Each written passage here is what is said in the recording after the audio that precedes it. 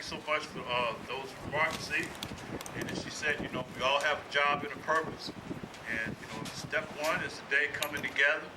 And as we come together today, you know, we come together on one accord, that there's a problem. And we should leave on one accord when everything is over with today, that we're going to collectively do the best we can to work to solve that problem.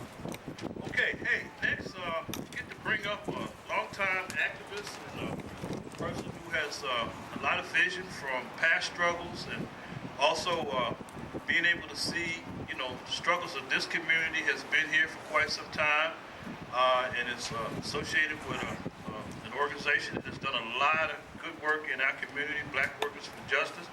Without any further ado, I'd like to bring up Brother Saladin Muhammad. Thank you, Brother Jahi and Sister Z. It's very, very, very good to see people ready to engage in the struggle. It's going to really require struggle. It's going to require a fight by our community to make the changes that others have fought for and died to make changes for. Monday is the 43rd anniversary of the assassination of Dr. King, fighting with garbage workers for the right to have a voice in deciding the conditions under which they work and the conditions in their communities where they live at. This gathering today has to see itself as part of a larger movement. We can't win these fights by ourselves in the local areas without understanding that we're part of a wider movement of people who want the same thing, who are prepared to fight until the battle is won. And you know, sometimes we get discouraged when we don't see everybody rally at the same time. If we study history, we'll know that everybody don't get on the train before it leaves the station. You know, sometimes the train got to start running and people run to catch up on the train. And sometimes people claim to have been on the train all the time, you know, even when they didn't get on the train. So, you know, I think this gathering here today is a statement that there's a core of people ready to meet, ready to fight, ready to learn the history and the lessons that those who came before us provide us, so that we can know that there's a real capacity to win, there's a real desire to win, and if we organize properly, we'll have a real will to win. Yeah, we have to ask the city council some things, but we got to demand that the city council address the needs that the people feel that need to be addressed.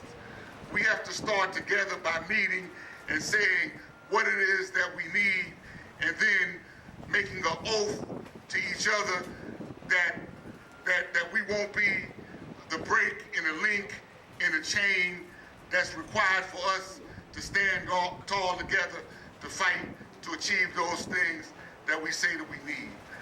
I'm sorry I have to run. I got to go to another meeting, but it's a part of the same movement and the same spirit that's represented here. So, in the spirit of Dr. King, forward ever, backward never. Thank you. All right, thank you, Brother Saladin Muhammad. As I said, you know, Monday represents, you see my shirt right here. That was the 37th anniversary. We have the Feed the Dream our program in Washington, D.C. For some of you already know me, I'm from Baltimore, Maryland, lived in Baltimore, Maryland, D.C. I moved here to Rocky Mount 2007 via Hurricane Katrina from New Orleans. And so as Brother Saladin said, you know, Monday marks that anniversary of Dr. King being taken away from us. The workers at Cummings is asking people to come out Monday with black armbands around. They're trying to get a union. They're fighting too. They're trying to get a union at Cummings so that they can get better wages. And I mean, there's a lot of struggles going on here. And if we connect them all together, you know, people are hurt. And if we connect them all together, we can make some good things happen. Hey, I want to bring up our next speaker. Just met him this morning, and that is Brother Kenny Muhammad, who is Sister Ruth from the community down around the Y son, and Brother Kitty, come on up and share what it is that you want to share with us today. Glad to have you here. And hey, people, I'm just excited. Again, as Brother Saladin said, the train is moving. People getting on board. Just stay on. You got your ticket today. Just stay on the train. Good evening, everyone. In the name of Allah, the beneficent and merciful, I bear witness that there is no God but Allah, and I bear witness that Muhammad is his messenger. I greet my brothers and sisters with the greeting words of peace and paradise of Assalamu alaikum. What I want to say is that those greetings is just, may peace be unto you. Because when I come and talk to you, I hope that we can come in peace. I guess I didn't know I was speaking, first of all. That's all right. But since the brother asked me, definitely, like the brother that just spoke before me, some of us that was on the train or inside the train but wasn't really doing anything, I feel like a part of it was me, because I've been knowing about this light bill issue for a minute. I've been knowing about the youth in Rocky Mount for a minute because I'm originally from here. However, when a tropical storm starts brewing off the coast off the East Coast, they give it a category stage to determine the strength of the storm. And as the storm starts organizing, then the category gets stronger. And so the more, and if you really look at it, when that storm gets so organized, then that hurricane, it becomes from a tropical storm to a hurricane. And so the people start preparing more because now this organization has gotten stronger. I say that because as we, not just in Rocky Mount, but all over the nation, but Rocky Mount can be the city on the rise. I don't know why they call it the city on the rise. However, when we as a people in this world, in this country, mainly in Rocky Mount starting, when we start organizing, and a lot of times they don't even know the storm is organizing until it reaches its coast. They'll see it way off. But when we start organizing in that sense, the more we become organized, the stronger we become. And the less dependent we are on those that don't want us to organize. Because that is the true freedom, when you don't have to depend on somebody to do something for you that you can do for yourself, for ourselves. So again, I talked with Connell. I heard about this 2 or 3 weeks ago when they had the rally, the city and all that. And I said, wow, Connell's, he's doing it. He's a classmate of mine. My mom, she's been fighting this battle, not just this one, but even when I was 12 years old, she was always fighting a battle with the city, trying to get things done. So I've been in this for a while, knowing it. But when I heard that one of my classmates was picking up the banner, and Nehemiah also, one of my classmates, was picking up the banner to go forward, I said, hey, bro, I called him. I said, hey, man, anything you need me to do, just let me know. I definitely want to help get in this, because life really don't mean anything to me if my people are suffering. Right. It don't. I mean, I'd rather be dead than to stay here and see people suffering and I'm not doing anything about it. You understand what I'm saying? So I told him, I said, whatever you need. Well, one thing I told him, that outside of the youth, because we're talking about this light bill, but the youth are a big part of it, that there's 30-some cities that's going through this same suffering.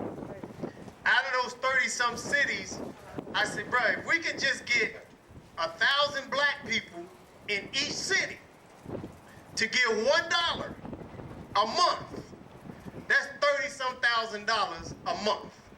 Simple mathematics. There are attorneys already ready to take this case on.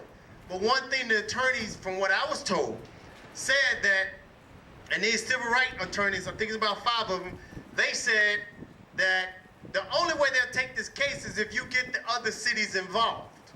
So it'll be something like a massive lawsuit type thing.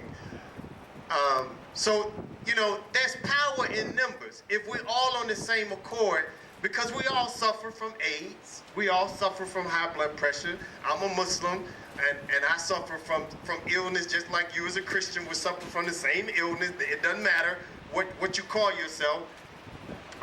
But if we get on the same accord, we can do for us what they don't want to do for us anymore. The Honorable Minister Louis Farrakhan is speaking at Howard University today, and I chose to come to Rocky Mount versus going up there to hear the minister speak, because this is the work that we're supposed to be doing. So he is constantly saying that really they don't want us anymore. They don't have no use for us anymore. So just like that colt and that donkey that was tied up, and Jesus sent his disciple and say, go loosen them, because I got work for them to do. Then we are that donkey and that colt that's being tied up, and they have no more use for us. So now God is forcing us to come together. He's putting a trial on us. He's putting pressure on us to put away our differences, set our differences down, and come together and start depending on him for what we need. Depend on him for what we want, and not depend on somebody else. And the more we do that, we have an economic base, I think, in the country, about $5 billion a year. Black folks get in our hands. We don't see that. It goes right back out. The brother was just showing me an article in the Rocky Mount Telegram of the retail business sales was up because of the Christmas, all the spending and the toys and all that. And it said in the Twin Counties. But Nash County benefited from those retail sales. Edgecombe County did not. And the title of that article was Good News. So all I'm saying, brothers and sisters, is that, you know, God have those here that he wanted here. Those that are not here, he didn't want them here. And the reason I say that is because nothing happens without God's permission. Satan works for God, if you didn't know that. He actually has to get permission from God to do what he does to us. And God would say yay or nay. So just you that's here today, I told Connie, I want to be a part of it, but I want this to be an ongoing thing until we get, like you said, the brother said, some equality.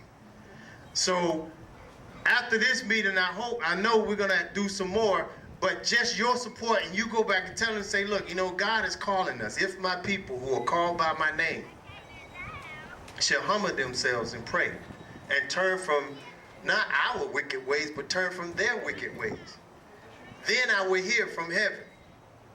So we need to just start coming together on that note. And from that, I'm going to turn it back over to the brother.